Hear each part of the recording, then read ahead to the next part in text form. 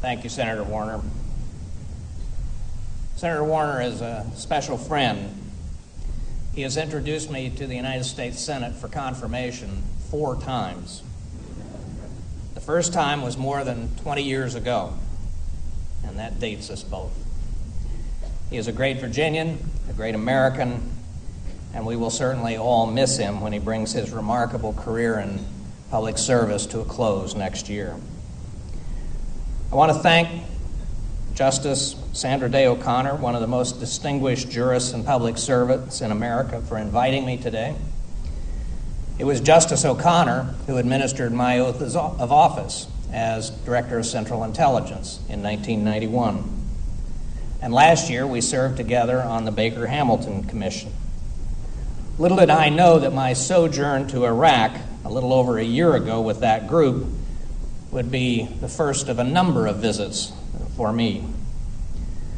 Justice O'Connor and I share something else in common, a love of the College of William and Mary, where she is currently the Chancellor. And of course, it was a special pleasure to see her 4 months ago when I had the honor of giving the commencement address at my alma mater. Attending college here in Williamsburg shaped my love of history and my belief that public service is a vital component of a working democracy and of a meaningful life. This setting is fitting for my topic today, a realist's view of promoting democracy abroad. I had quite a reputation as a pessimist when I was in the intelligence business. A journalist once described me as the Eeyore of national security, able to find the darkest cloud in any silver lining. I used to joke that when an intelligence officer smelled the flowers, he looked around for the coffin. Today, as one looks around the world, wars in Iraq and Afghanistan, an ambitious and fanatical theocracy in Iran, a nuclear North Korea, terrorism, and more, there would seem to be ample grounds to be gloomy. But there is a different perspective if we step back and look at the world through a wider lens. A perspective that shows a dramatic growth in human freedom and democracy in just the time since this fall's college freshmen were born. Since 1989, hundreds of millions of people from Eastern and Central Europe, the former Soviet Union, South Africa, Afghanistan, Iraq, and elsewhere have been liberated. They have left the darkness of despotism and walked into the bright sunshine of freedom.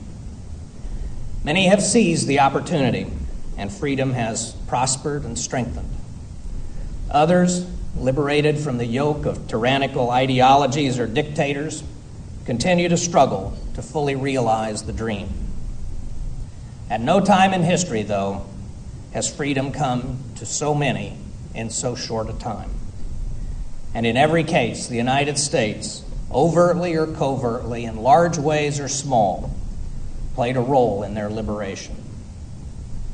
Still, we Americans continue to wrestle with the appropriate role this country should play in advancing freedom and democracy in the world. It was a source of friction through the entire Cold War. In truth, it has been a persistent question for this country throughout our history. How should we incorporate America's democratic ideals and aspirations into our relations with the rest of the world?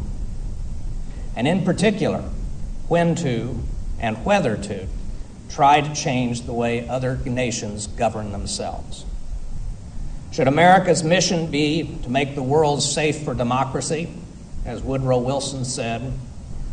Or in the words of John Quincy Adams, should America be, quote, the well-wisher of freedom and independence of all, but the champion and vindicator only of our own? During my time today, I'd like to put this question and its associated debates in some historical context, a context I hope might help inform the difficult policy choices our nation faces today. Let me speak first to geography, this place we are in. It is a strange quirk of history that a backwoods outpost in an unexplored corner of America would hold in it the seeds of a global movement toward liberty and self-governance. toward the democratic institutions that underpin the free nations of the world and give hope to countless people in many others. So much of what defines America first took root here in Virginia along the banks of the James River. When you think about it, the initial impetus for these institutions owed as much to the struggle for survival as anything else. The challenges were myriad. Along with disease, hunger, and war, the settlers faced no small number of divisions and discord. 400 years removed from those early days, it is all too easy to forget about these stormy beginnings. The revolution that brought about this nation was similarly chaotic.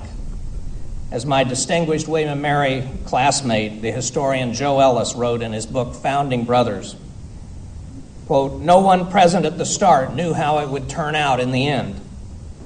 What in retrospect has the look of a foreordained unfolding of God's will was in reality an improvisational affair in which sheer chance, pure luck, both good and bad, and specific decisions made in the crucible of specific military and political crises determined the outcome." Ellis further wrote, "The real drama of the American Revolution was its inherent messiness, this exciting but terrifying sense that all the major players had at the time, namely that they were making it up as they went along, improvising on the edge of catastrophe." We would do well to be mindful of the turbulence of our own early history as we contemplate the challenges facing contemporary fledgling democracies struggling to find their footing. When I retired from government in 1993, it seemed that the success and spread of democracy was inexorable, a foregone conclusion, that with the collapse of the Soviet Union, the evolution of political systems had reached, in the words of one scholar at the time, the end of history. But the relative calm in the immediate aftermath of the Cold War served only to mask new threats to the security of democratic nations. Ethnic conflicts, new genocides, the proliferation of weapons of mass destruction, especially by rogue states, and above all, a new, more formidable and more malignant form of terrorism embraced by Islamic extremists. These new threats, and in particular the conflicts in Iraq and Afghanistan, and the wider challenge of dealing with radical jihadist movements since September 11th, once again have people talking about the competing impulses in U.S. foreign policy: realism versus idealism, freedom versus security, values versus interests. This is not a new debate. Not long after winning our own independence, the United States was faced with how to respond to the French Revolution, an issue that consumed the politics of the country in the 1790s. The issue was whether to support the revolutionary government in its war against an alliance of European monarchies led by Great Britain. To many, like Thomas Jefferson, the French Revolution, with its stated ideals of liberty, equality, and fraternity, seemed a natural successor to our own. Jefferson wrote that this ball of liberty, I believe most piously, is now so well in motion that it will roll around the globe. John Adams and the Federalists, however, were just as adamantly opposed. They were appalled by the Revolution's excesses and feared the spread of violent French radicalism to our shores. In fact, they accused the Jeffersonians of being pimps of France, who represented cutthroats who walk in rags. The Federalists mocked Jefferson for his rhetoric and defense of freedom and equality across the Atlantic while he continued to own slaves. Adams and Alexander Hamilton were in turn accused of being crypto-monarchists. It was left to President George Washington to resolve the matter. He had said that my best wishes are irresistibly excited whensoever in any country I see an oppressed nation unfurl the banners of freedom. But the European wars, and in particular our estrangement from the British, had begun to disrupt the lives of ordinary Americans by impeding trade and causing riots and refugees. Washington, understanding the fragility of America's position at the time, adopted a neutrality policy toward France and would go on to make a peace treaty with Great Britain, sparking massive protests and accusations of selling out the spirit of 1776. Consider the great historic irony. The United States had recently broken free of the British monarchy only with the help of an absolutist French king. And yet, when France itself turned in the direction of popular rule and was confronted by Europe's monarchies, the United States took a pass and made amends with our old British foe. In short, from our earliest days, America's leaders have struggled with realistic versus idealistic approaches to the international challenges facing us. The most successful leaders, starting with Washington, have steadfastly encouraged the spread of liberty, democracy, and human rights. At the same time, however, they have fashioned policies blending different approaches with different emphases in different places at different times. Over the last century, we have allied with tyrants to defeat other tyrants. We have sustained diplomatic relations with governments even as we supported those attempting their overthrow. We have at times made human rights the centerpiece of our national strategy, even as we did business with some of the worst violators of human rights. We have worked with authoritarian governments to advance our own security interests, even while urging them to reform. We have used our military to eliminate governments seen as a threat to our national security, to undo aggression, to end ethnic slaughter, and to prevent chaos. In recent times, we have done this in Grenada, Panama, Kuwait, the Balkans, Haiti, Afghanistan, and Iraq. In the process, we have brought the possibility of democracy and freedom to tens of millions more who had been oppressed or were suffering. To win and protect our own freedom, the United States has made common cause with countries that were far from free, from Louis XVI to one of history's true monsters, Joseph Stalin. Without the one, there is no American independence. Without the other, there is no end to the Third Reich. It is neither hypocrisy nor cynicism to believe fervently in freedom while adopting different approaches to advancing freedom at different times along the way, including temporarily making common cause with despots to defeat greater or more urgent threats to our freedom or our interests. The consuming goal of most of my professional life was containing the threat of the Soviet Union and seeing a Europe made whole and free. For most of the Cold War, the ideal surely seemed distant, even unreachable. One prominent columnist wrote in Time magazine in 1982, "It would be wishful thinking to predict that international communism someday will either self-destruct or so exhaust itself." During that struggle, as for most of our history, inspiring presidential rhetoric about freedom, along with many firm stands for human rights and self-determination, had to coexist with often grubby compromises and marriages of convenience that were necessary to stave off the evil empire. But the Western democracies, joined as the Atlantic Alliance, came together to get the big things right. The democracies' shared belief in political and economic freedom and religious toleration was the glue that held us fast despite the many quarrels along the way. President Bush said in his second inaugural address, "It is the policy of the United States to seek and support the growth of democratic movements and institutions in every nation and culture, with the ultimate goal of ending tyranny in our world." When we discuss openly our desire for democratic values to take hold across the globe, we are describing a world that may be many years or decades off. Though achievement of the ideal may be limited by time, space, resources, or human nature, we must not allow ourselves to discard or disparage the ideal itself. It is vital that we speak out about what we believe and let the world know where we stand. It is vital that we give hope and aid to those who seek freedom. I still remember working on the advance team for President Ford when he attended the Helsinki Conference in 1975. Many critics were opposed to America's participation since they believed the accords did little but ratify the Soviet Union's takings in Eastern and Central Europe. The treaty's provisions on human rights were disparaged as little more than window dressing. However, the conference and the treaty represent another of history's ironies.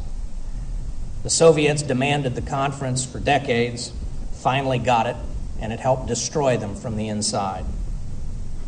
We realists opposed holding the conference for decades, attended grudgingly. We were wrong, for the meeting played a key role in our winning the Cold War. Why? Because the human rights provisions of the treaty made a moral statement whose significance was not lost on the dissidents behind the Iron Curtain. Helsinki became a spur to action, a rallying cry to fight tyranny from within and to plant democracy in its place.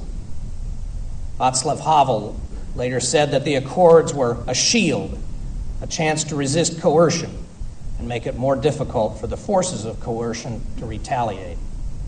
Lech Walesa called it a turning point on the road to change in Gdansk.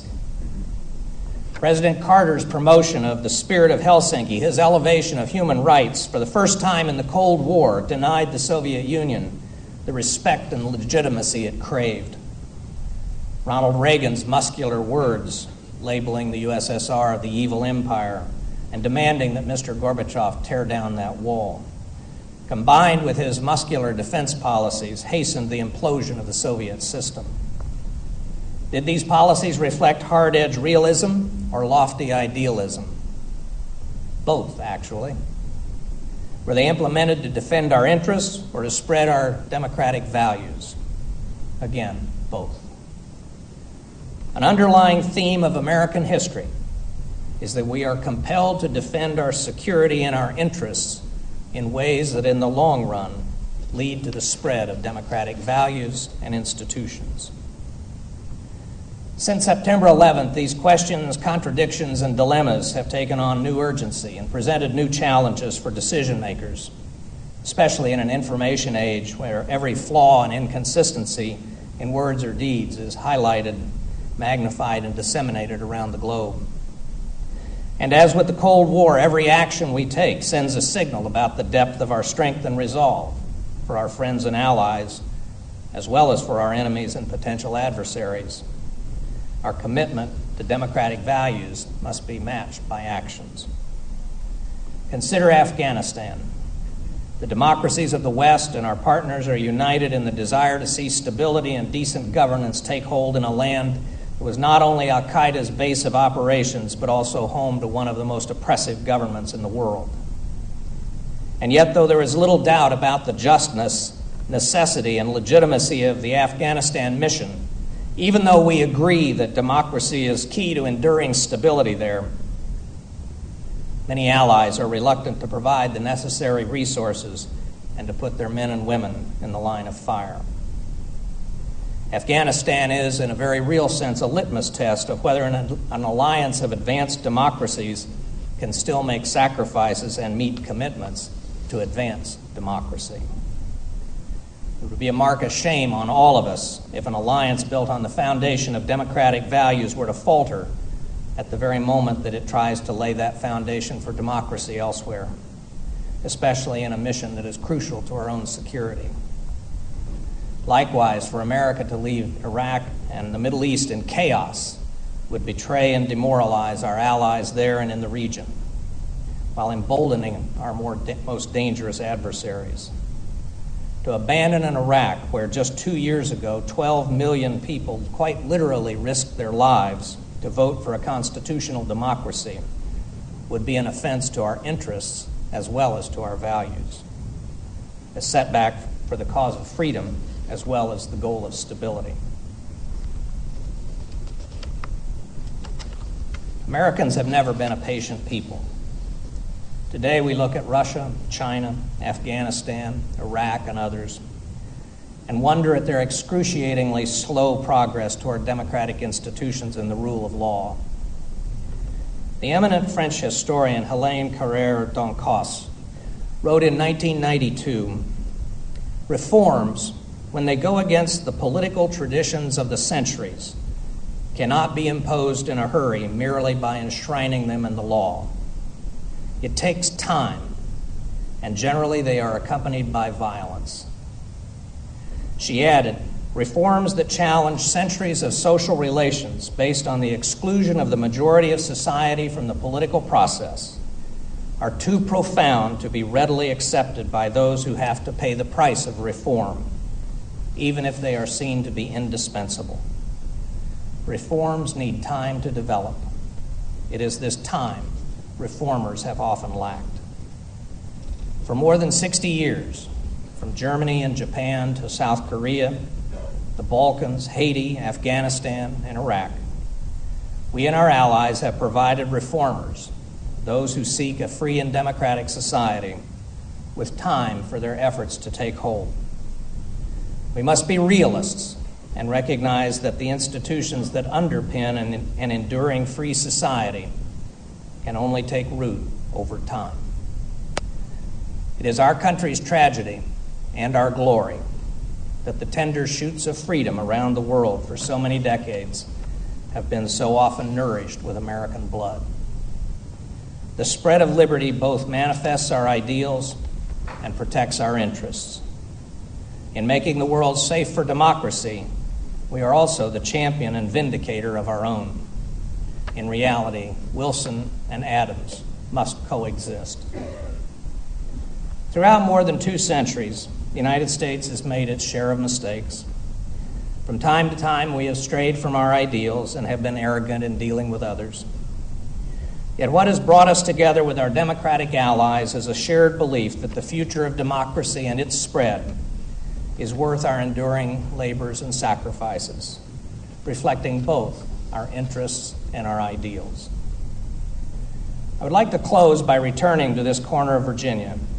In September 1796, shortly before George Washington left office, he addressed in his farewell statement an American people who had passed through the dangerous fires of war and revolution to form a union that was far from perfect, but was a historic accomplishment nonetheless. He told them, "You have in a common cause fought and triumphed together. The independence and liberty you possess are the work of joint councils and joint efforts, of common dangers, sufferings, and successes. In this historic place, among old friends and new, let us take time to reflect on the common causes in which we have fought and triumphed together, to protect our own liberty and to extend its blessings to others. As we prepare for the challenges ahead, let us never forget that together we will face common dangers, sufferings, and successes, but with confidence that together we will continue to protect that tender shoot of liberty first planted in this place so long ago." Thank you.